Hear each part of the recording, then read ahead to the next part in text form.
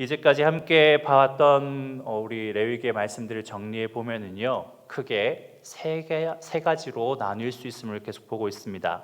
첫 번째 단락은 제사법이고요. 그 다음 정결법입니다. 그리고 나서 성결법, 이 세 가지를 우리가 레위기 속에서 보고 있는데요. 1에서 10장까지 내용은 제사법이었습니다. 내용들은 번제, 소제, 화목제, 속건제, 속죄제 5가지 제사들을 중심으로 하나님과 제사를 통해서 어떻게 함께해야 되는가를 우리가 함께 봐왔습니다.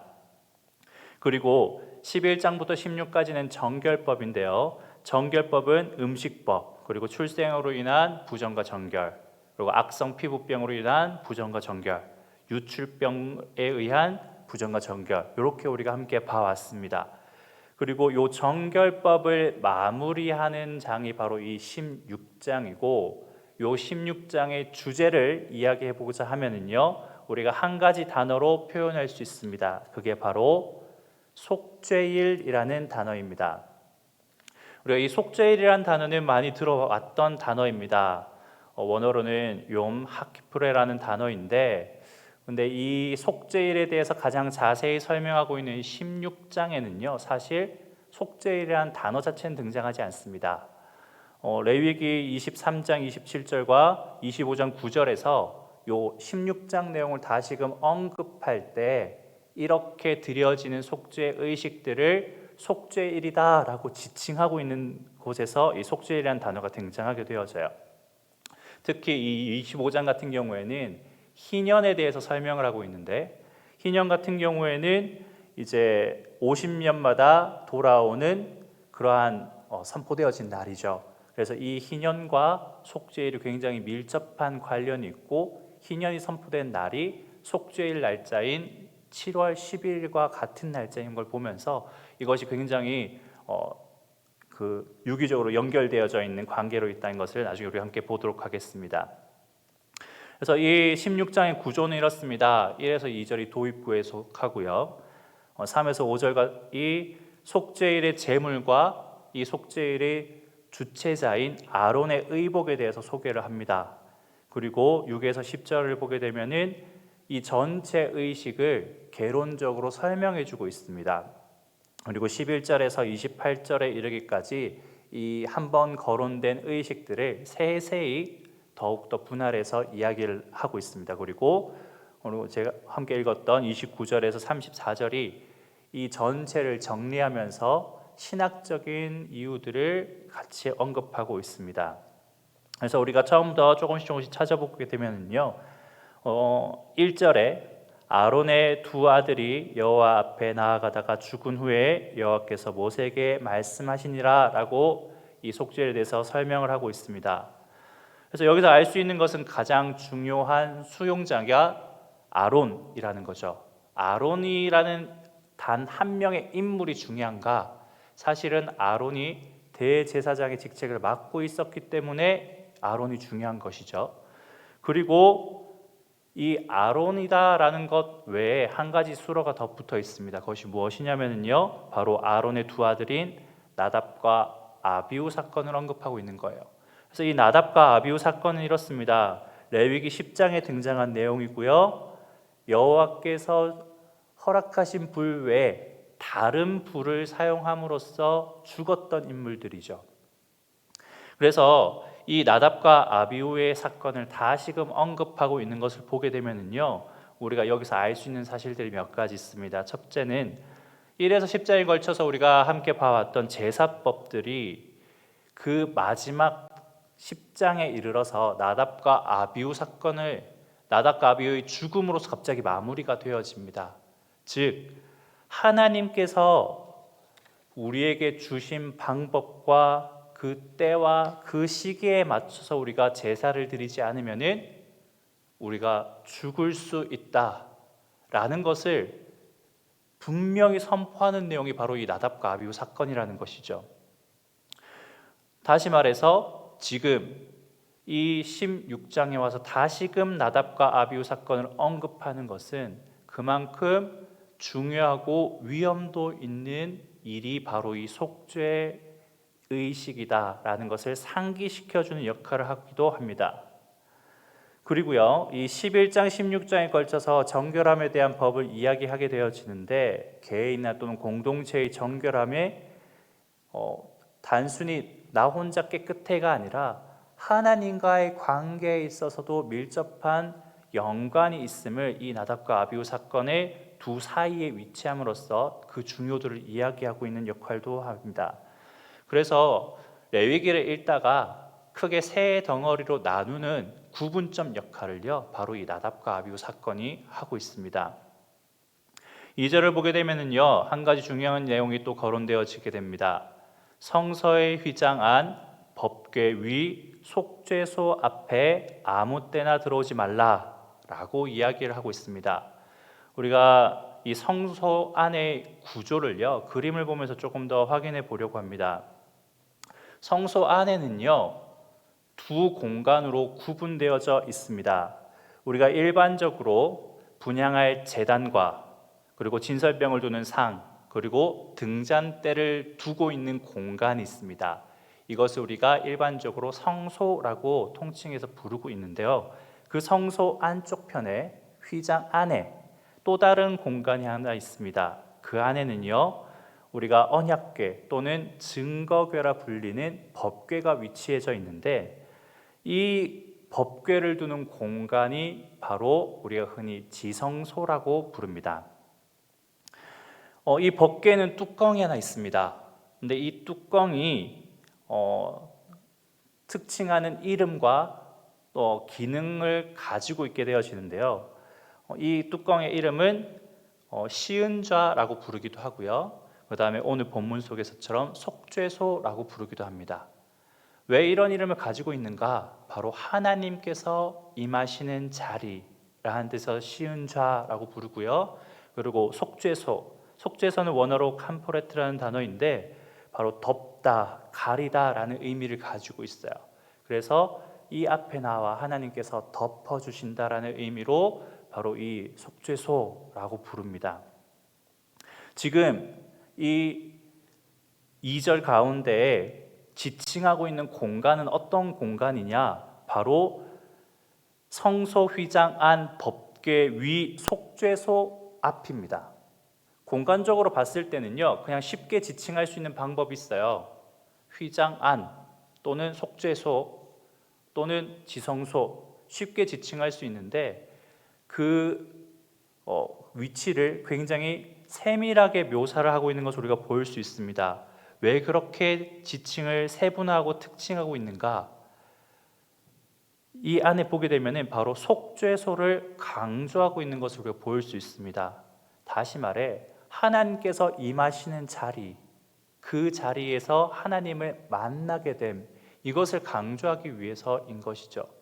그래서 지금 이 장소적인 측면의 강조가 아니라 하나님과 대면함, 바로 이것이 더 강조되고 있는 것을 볼 수 있습니다. 그래서 여기에를요, 아무 때나 들어가지 말라라고 이야기합니다. 왜요? 그리하여 죽지 않도록.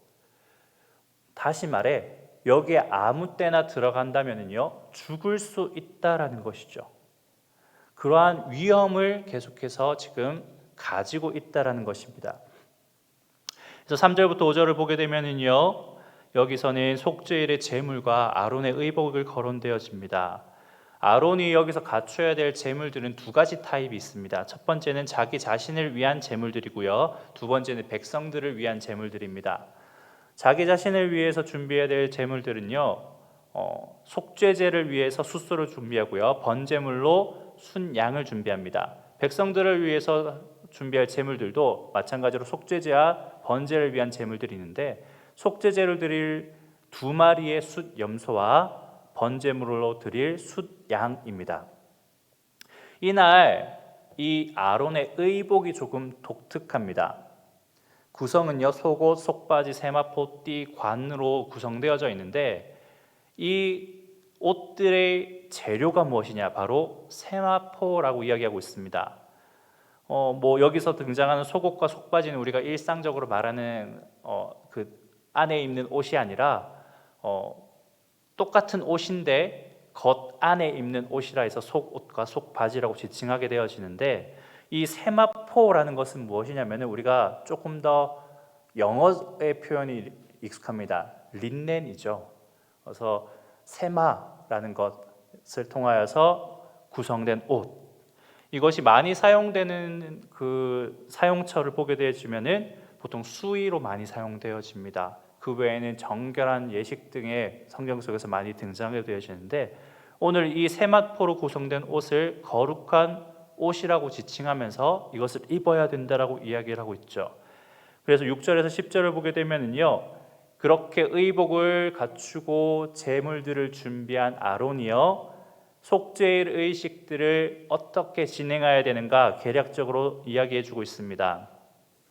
그래서 아론이 자기 자신을 위해서 먼저 속죄제를 드리는 것에 대해서 이야기하고, 백성들을 위해서 준비한 순염소 2마리로 치르는 의식들을 지금 소개하는 내용들이 나옵니다. 그래서 여호와를 위한 염소와 아사셀을 위한 염소, 두 염소들을 제비로 뽑게 되어지는데, 여호와를 위한 염소는 속죄제의 제물로 드리게 되어지고, 아사셀을 위한 염소는요, 광야로 보내게 되어집니다. 여기서 우리가 한 가지 의문점이 듭니다. 그리고 성경에서 여러 난제 중 하나로 꼽히는 한 가지 단어가 등장하게 되는데, 바로 아사셀입니다. 사실 이 본문을 준비하면서 아사셀에 대한 여러 견해들을 소개를 할까 말까 굉장히 고민을 많이 했습니다. 그 이유는 지금도 결론이 안 나왔기 때문이에요. 다른 성경에서 찾아볼 수 있지도 않고요, 이 아사셀이 뭔지 명확하게 나와 있지는 않습니다. 그런데 우리가 계략적으로 이러한 견해들이 있다 정도만 생각해 보기 위해서 큰 세 가지 견해를 소개해 드리려고 합니다. 먼저 아사셀을 죄를 지고 가는 제물의 이름, 다시 말해 이 염소 자체를 지칭한다는 의견이 있습니다. 히브리어로 염소는 에즈라고 불리고요, 떠나다라는 동사의 아잘인데요, 이 두 가지 단어가 조합되어져서 아사젤이라고 불려졌다라는 의견이죠. 사실 이 의견이 가장 소수의 견해입니다. 왜냐하면요, 여호와께 드려지는 제물과 여호와는 구분되어져 있죠. 근데 아사셀을 위한 염소가 아사셀과 염소를 동일시한다는 것은 문맥상 문제가 발생하기 때문이에요. 두 번째 견해는 아사셀이 죄를 짊어진 염소가 가는 외딴 그 장소의 지명이다, 이러한 의미가 있습니다. 그런데 이것도 부자연스러워요. 왜냐하면 22절에 이미 접근하기 어려운 땅이라고 그 땅을 부르고 있는데, 굳이 또다시 아무런 설명 없이 아사셀이라는 단어가 등장하기 때문에 동일시하기도 좀 어려워 보입니다. 그리고 많은 사람들이 채택하는 견해인데, 아사셀이 어떤 악마적인 존재를 나타낸다라는 견해도 있습니다. 그런데 이것도 채택하기 되게 힘이 듭니다. 왜냐하면 하나님께서 악마적 존재에게 제물을 드리는 것을 용인하는 것처럼 보여지기 때문이에요. 그래서 이게 가장 많은 견해 세 가지인데, 그 어느 것 하나도 우리의 의구심을 뚜렷하게 밝혀주진 않습니다. 그래서 더 중요한 것은 아사셀이 뭔가 보다는요, 이 아사셀에게 염소를 보내는 의식 자체가 어떤 의미를 가지냐예요. 왜 이러한 것을 하나님께서 명령하시는가? 근데 그것은요, 매우 명료합니다. 이스라엘의 모든 죄를요, 이 염소에게 전가시키고요, 그것을 사람이 접근하기 어려운 땅으로 보냅니다. 그래서 이스라엘의 모든 죄가 완전히 소멸된다는 것을요, 상징적으로 보여주는 역할이 바로 이 아사셀의 염소예요. 그래서 우리는 이 아사셀이 뭔지는 잘 알 수 없지만, 이 의식을 통해서 하나님께서 말하고자 하는 그 의미는 명료하게 전달할 수 있는 것을 볼 수 있습니다. 그래서 11절부터 28절을 보게 되면요, 이제 본격적으로 속죄 의식을 치릅니다. 먼저는 속죄제를 먼저 치릅니다. 이때 아론은 세마포옷을 입고 있고요, 속죄제를 치르는데 먼저 제사장 집안의 수소를 도살하고 그 피를 받고요, 그리고 지성소에 들어가서 거기서 향을 피워 향로를 놓습니다. 수소의 피를요, 지성소 벗개 위와 그 앞에 이렇게 흩뿌리게 되어지죠. 숫 염소를 그 다음 도살하게 되어집니다. 먼저는 아론을 위한 숫소고요. 그 다음 백성들을 위한 순염소입니다. 순염소를 도살하고 같은 방법으로 그 피를 지성소에 뿌립니다.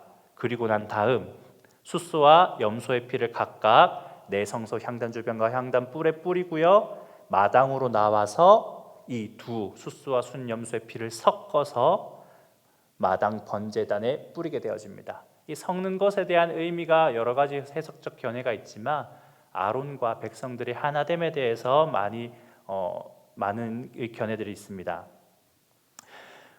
이어서 아사셀 염소 의식을 치르게 되어지는데 염소 머리 위에 두 손으로 안수하고 백성의 죄를 정가시키게 되어지죠. 그리고 염소를 광야로 보냅니다. 그 다음 아론이 세마포 옷을 벗고요.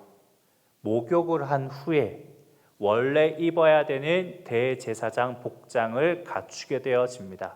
즉 세마포 옷, 거룩한 옷이라 지칭되어진 이 옷의 의도는 무엇이냐? 바로 속죄제를 위한 옷이었다는 것입니다. 그래서 원래 대제사장의 복장을 다시 입은 다음 이어서 번제를 드리게 됩니다. 두 양의 번제를 연속해서 드리게 되는데요. 하나는 제사장을 위해, 그리고 또 다른 하나는 백성들을 위해서 번제를 드립니다. 그래서 속죄제 기름, 짐승의 기름을요, 그리고 그 번제물 위에 함께 태우게 되어지죠. 그 다음 이제 의식을 마무리하게 되어지는데요. 아사셀 염소를 보낸 자가 옷을 빨고 몸을 씻고 진영으로 돌아온 일들이나 속죄제 짐승을 태우고 짐 밖에 이제 버리는 일들이나 고기를 태운 자가 몸을 씻고 옷을 빨고 들어온 일들, 이런 것들이 진행되어진 내용들이 나옵니다. 이렇게 의식들에 대해서 포커스 되어지고 꼭 지켜야 될 절기다 라고 이야기하는 내용들이 바로 뒤따라오는 29절에서 35절 내용이에요. 그렇기 때문에 의식적 절차를 보기 위해서는 1절부터 28절을 봐야 되는데 이 속죄일이 무슨 신학적 의미를 가지는가를 보기 위해서는요, 저희가 29절부터 35절을 꼭 봐야만 합니다. 이 규례는요 매우 강조되어지고 있음을 볼 수 있습니다. 29, 31, 34절에 이 규례를 영원히 지킬 규례라고 이야기하고 있어요. 그러면서 우리가 29절 중심으로 이 내용들을 보게 되면은요, 29절에요 이 규례가 지켜지는 날짜가 먼저 나옵니다. 언제이죠? 일곱째 달 곧 그 달 10일, 7월 10일이죠.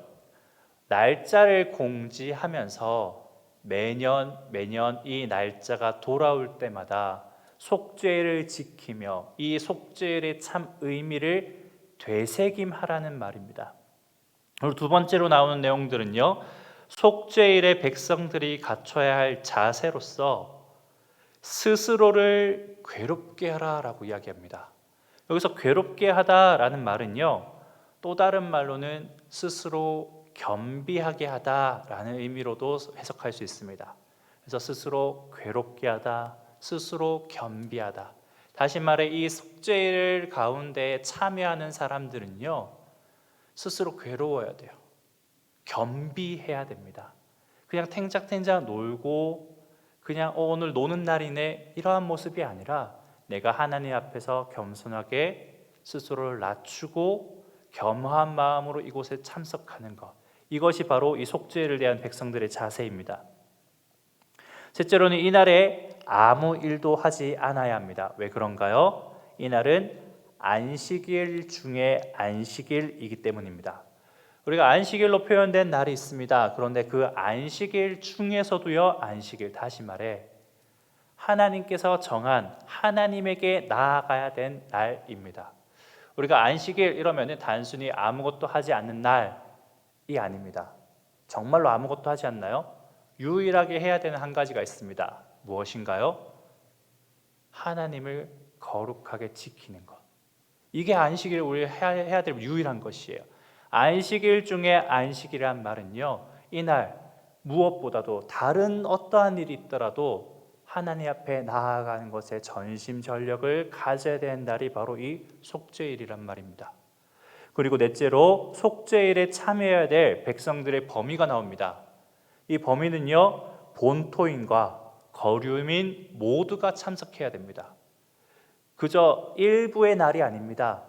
일부 사람들만 참여하는 날이 아니에요. 아론 혼자, 대제사장 혼자 원맨쇼를 하는 날이 아닙니다.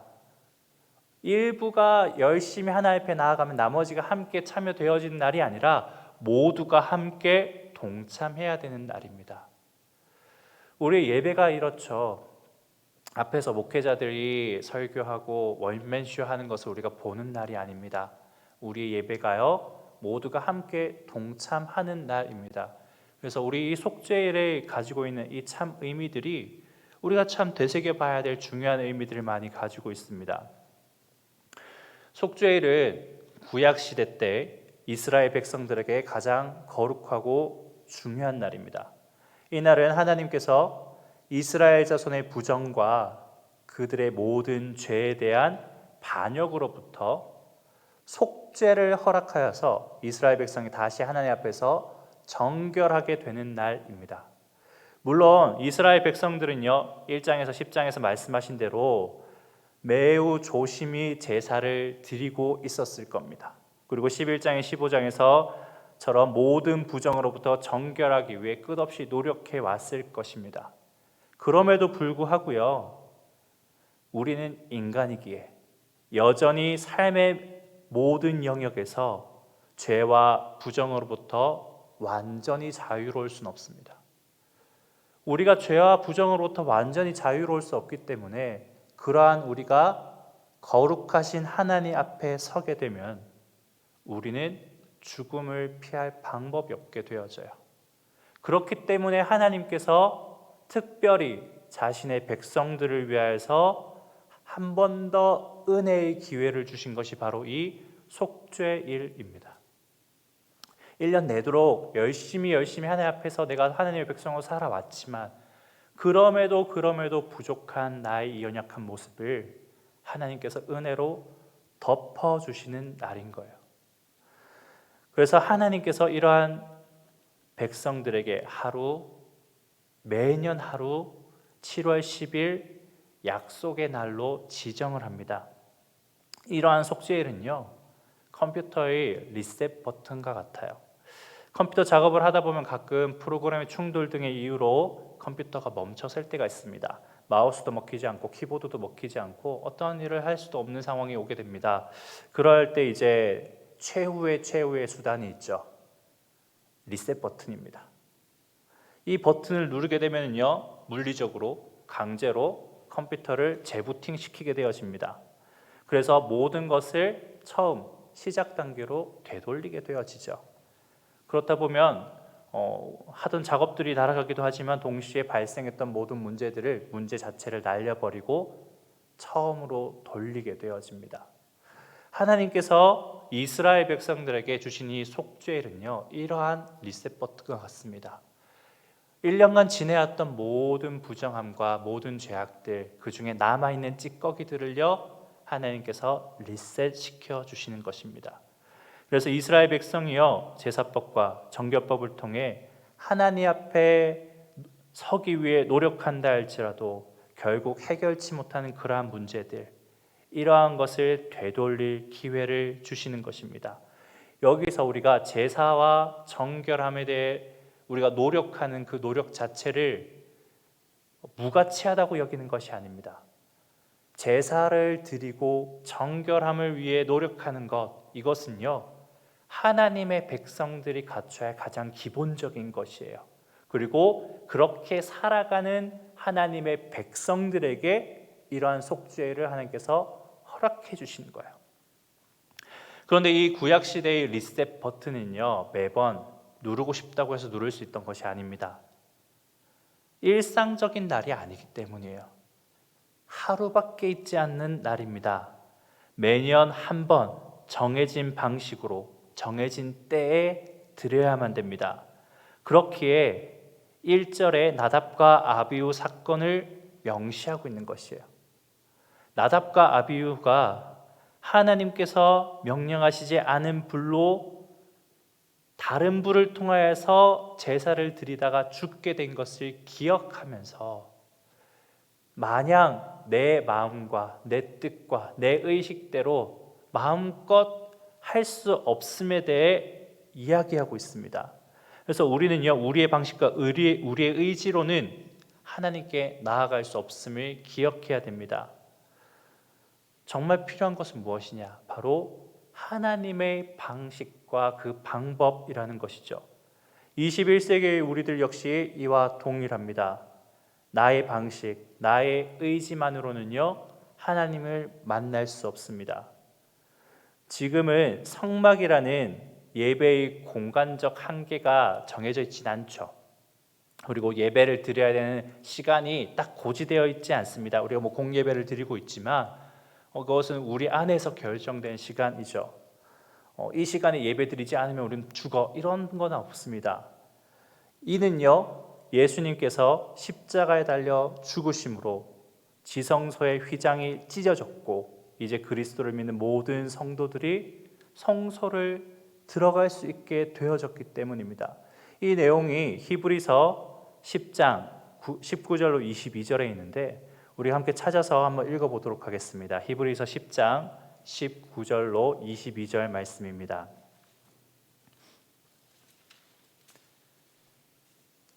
함께 읽겠습니다. 그러므로 형제들아, 우리가 예수의 피를 힘입어 성소에 들어갈 담력을 얻었나니 그 길은 우리를 위하여 휘장 가운데로 열어놓으신 새로운 살 길이요 휘장은 곧 그의 육체니라. 또 하나님의 집 다스리는 큰 제사장이 계심에 우리가 마음의 뿌림을 받아 악한 양심으로부터 벗어나고 몸은 맑은 물로 씻음을 받았으니 참 마음과 온전한 믿음으로 하나님께 나아가자. 아멘.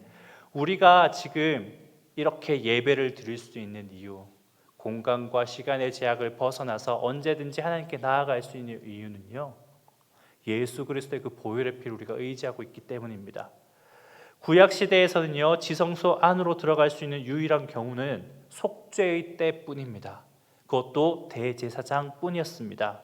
그러나 신약 시대에 와서는요, 완전한 제물이신 예수 그리스도의 피로 인하여서 그리스도를 믿는 모든 사람들이 구약 때 대제사장이 1년에 한 번만 들어갈 수 있었던 지성소, 즉 하나님을 가장 깊은 곳에서 만날 수 있는 그 자리, 임재의 자리에 우리가 예수 그리스도만 의지하면 언제든지 어느 곳에든지 갈 수 있게 됐다는 것이죠.